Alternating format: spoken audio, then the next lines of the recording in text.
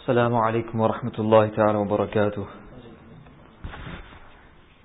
الحمد لله رب العالمين والعاقبة للمتقين والصلاة والسلام على سيد الأنبياء والمرسلين وعلى آله وأصحابه ومن تبعهم بإحسان إلى يوم الدين. أما بعد، فأعوذ بالله من الشيطان الرجيم. بسم الله الرحمن الرحيم.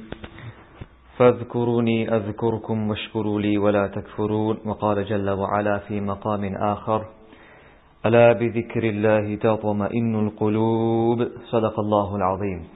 إن الله ملائكته يصلون على النبي يا أيها الذين آمنوا صلوا عليه وسلموا تسليما. اللهم صل على سيدنا مولانا محمد معدن الجود والكرم وآله وصحبه وبارك وسلم. Following on from where we left last week on the importance of having some wird, litany, wazifa every single day that you do, whether it be chanting the 99 names of Allah Subhanahu wa Ta'ala, reading al-Qudsiyyah after every namaz, reading Khawatim Surah Al-Baqarah, the last verses of Surah Al-Baqarah, Aman Rasulu, and so forth. We should all adhere and cling unto these wada'if, because they will be the greatest protection for us all throughout the day and the night, inshaAllah. As we mentioned in the riwayah of Sayyidina Abu Hurairah radiallahu ta'ala anhu, and also Hazrat Abu al-Ansari radiallahu ta'ala anhu, the benefit of reciting Ayatul Kursi, Allahu la ilaha illa huwa al-hayyul qayyum, when you lay to rest. It will protect yourself, your family, your property, and inshallah the neighboring houses as well.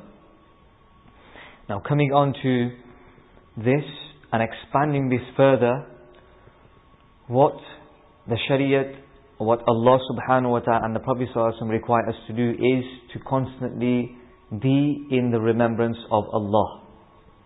Dhikr of Allah Subhanahu wa Ta'ala. Now, there are two types of dhikr. But let me first of all tell you the importance of dhikr of Allah Subhanahu wa Ta'ala in light of the verse of the Quran. أَلَا بِذِكِّرِ اللَّهِ تَطْمَئِنُّ الْقُلُوبِ. Verily, in the dhikr of Allah Subhanahu wa Ta'ala do the hearts find peace and tranquility. Our hearts, if you look at the state of our hearts, we are living in a state of panic, anxiety, stress. Stress is the most common factor which every single person has, young or old. And speaking to people who are quite older than us, they say that in comparison to your youth and our youth, was that when we were young, we had smiles on our faces, there was less chaos, there was less anxiety. But nowadays, youngsters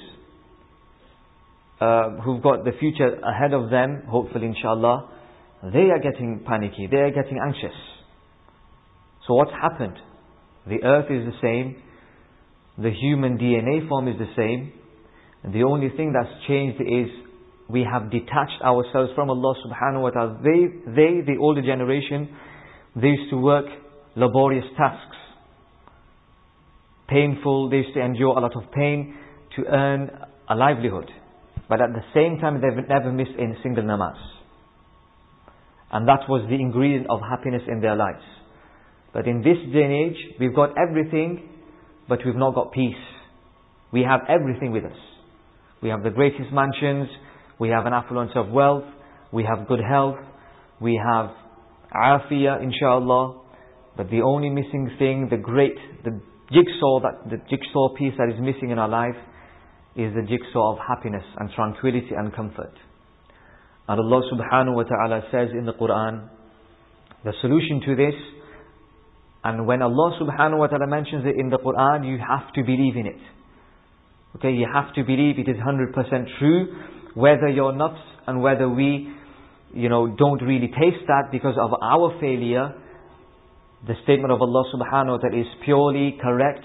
أَلَا بِذِكْرِ اللَّهِ تَطْمَئِنُّ الْقُلُوبِ. Indeed, in the dhikr of Allah do the hearts find peace and tranquility.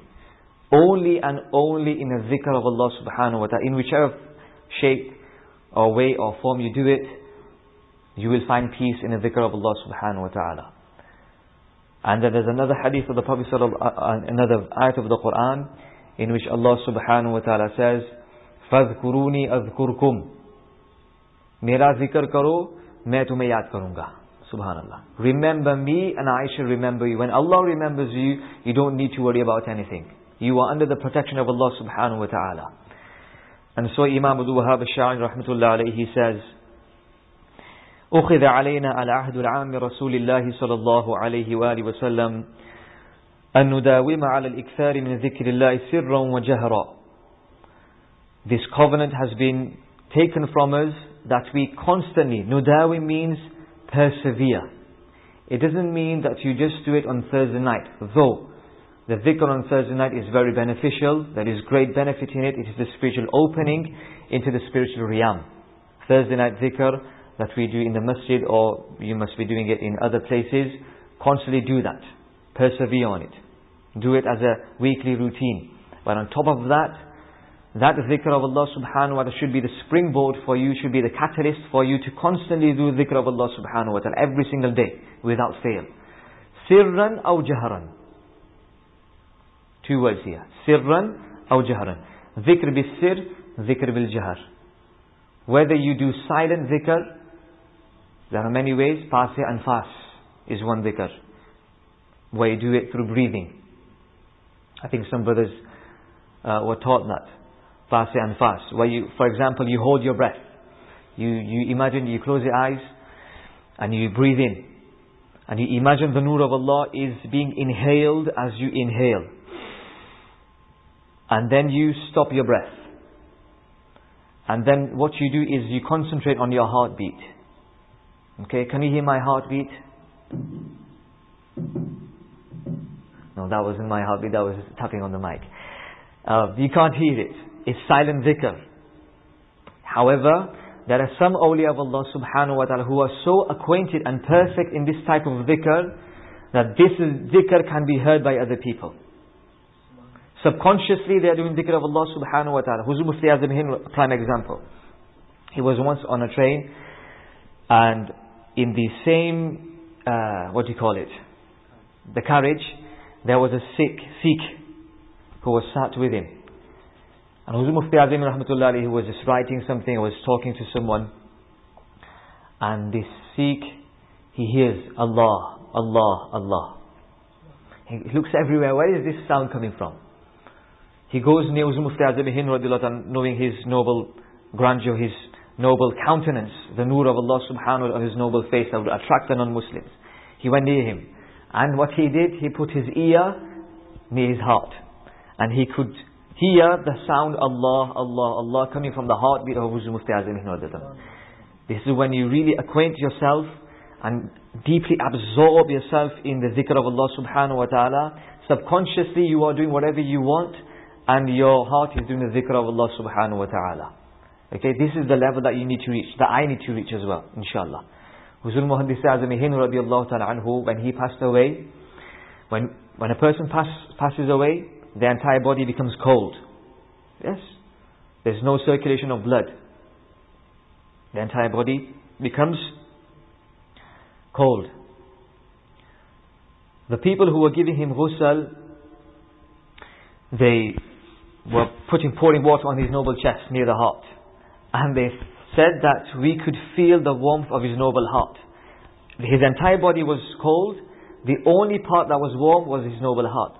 And then they realized, because in the level of spirituality you reach a level, the optimum level, or there's greater level beyond that, where when you open or unlock the locks on your heart, the Lawaqih they are called, subtle points, subtle anchor points on your heart. Qalbi, Ruhi, Sirri, Khafi, Akhfa, Sultan al-Azkar. When you unlock them, when you start to engage in the dhikr of Allah Subhanahu wa Ta'ala, then even when you pass away, your heart is still engaged in the remembrance of Allah Subhanahu wa Ta'ala. And that is why they felt the warmth of it, because his heart was engaged in the dhikr of Allah Subhanahu wa Ta'ala, even while physically leaving this world. This is the level that you need to go on. The level of dhikr of Allah, that you are absorbed in it. That people call you a majnoon, as in another hadith. People start to call you, he is insane. Go crazy with the dhikr of Allah Subhanahu wa Ta'ala. Okay? Don't just suffice with a Thursday night dhikr. Yes, do that, but make that as a catalyst for you to continue to do dhikr of Allah subhanahu wa ta'ala. So he says here, وَلَا نَتْرُكَ الذِّكْرَ لَفْظًا إِلَّا إِذَا حَصَلَ لَنَا ثَمَرَتَهُ الَّتِي هِيَ دَوَامُ الْحُضُورِ مَعَ اللَّهِ سُبْحَانَهُ وَتَعَالَى فِي جَمِيعِ أَحْوَالِنَا. We should not leave dhikr with words. When you tread the path of suluk, tariqah, as-sayr ila Allah, as they say, what the Shaykh prescribes to a murid is to do dhikr aloud with words. Allah, Allah, Allah. Okay, this is the beginner's level. When you go above, when you perfect your inner self, inshallah, and you progress further into the path of suluk, then they say, leave dhikr bil jahr and now do dhikr bil sir, as I showed you about the heart. Yeah.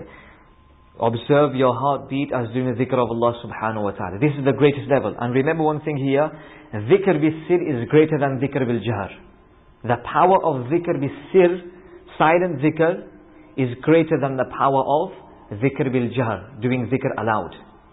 But for us, for every one of us, we should occupy ourselves in dhikr bil jahr. Allah, Allah, Allah. And not just having our thoughts everywhere, concentrating on the nur of Allah subhanahu wa ta'ala hitting your heart. Directly hitting your heart, like a lance and a spear that is being thrusted into your noble heart. Taking rid of that wahan, that ran, that stain of sins and the semi-permanent stains of enmity and evil and hubb dunya from your heart. Cleaning the mirror, as they say. Cleaning the mirror of your heart.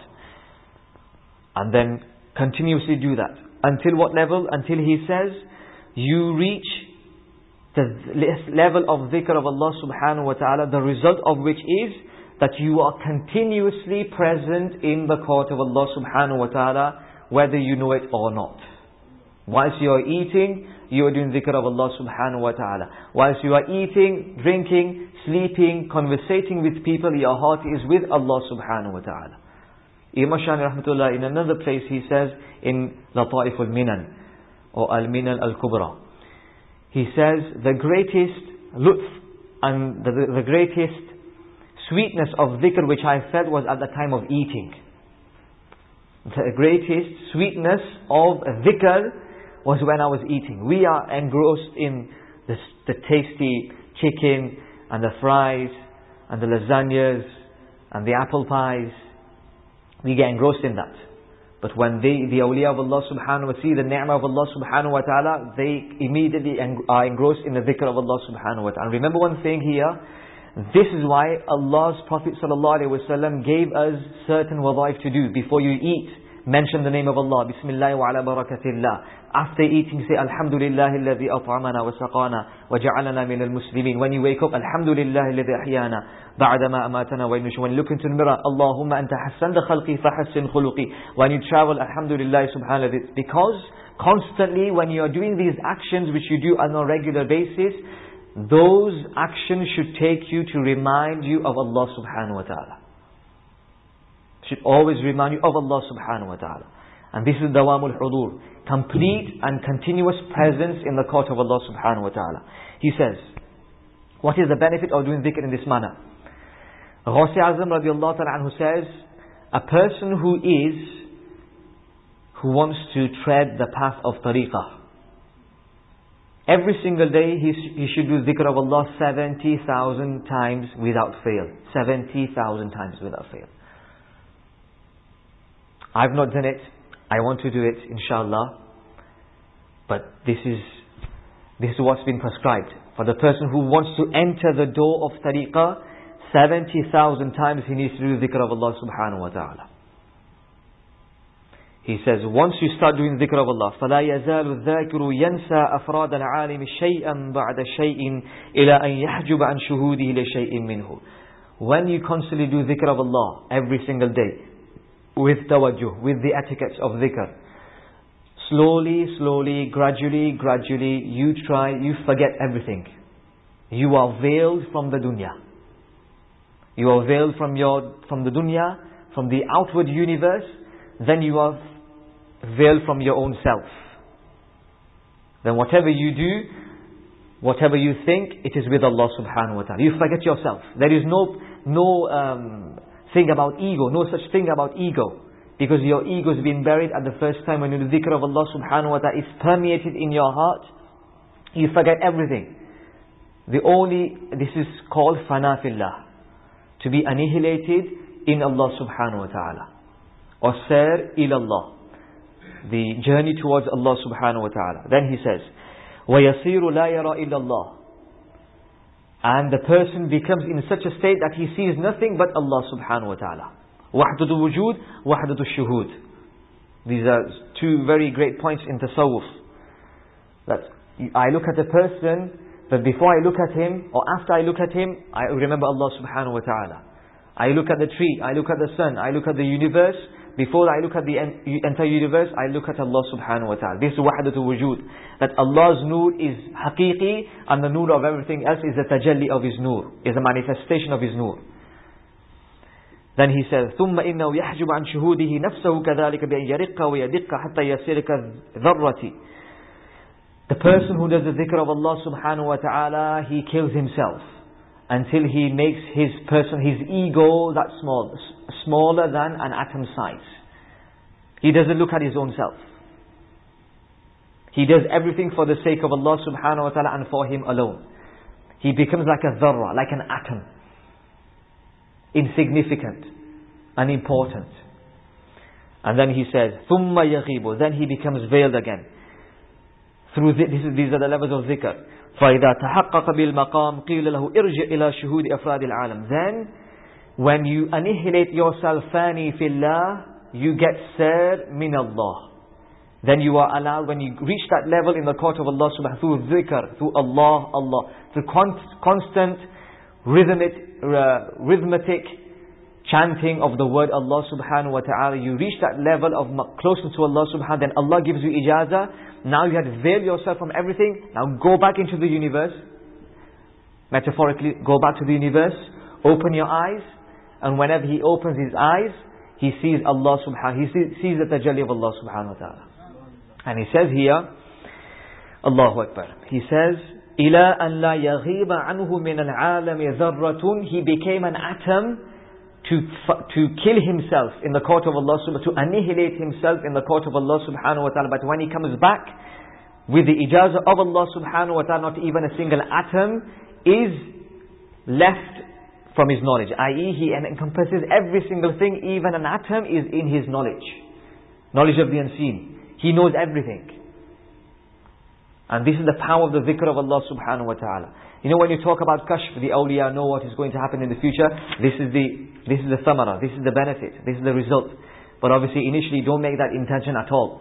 Dhikr of Allah for the sake of Allah subhanahu, not to see things, not to experience things, only for the sake of Allah. Dhikr of Allah lillah faqat.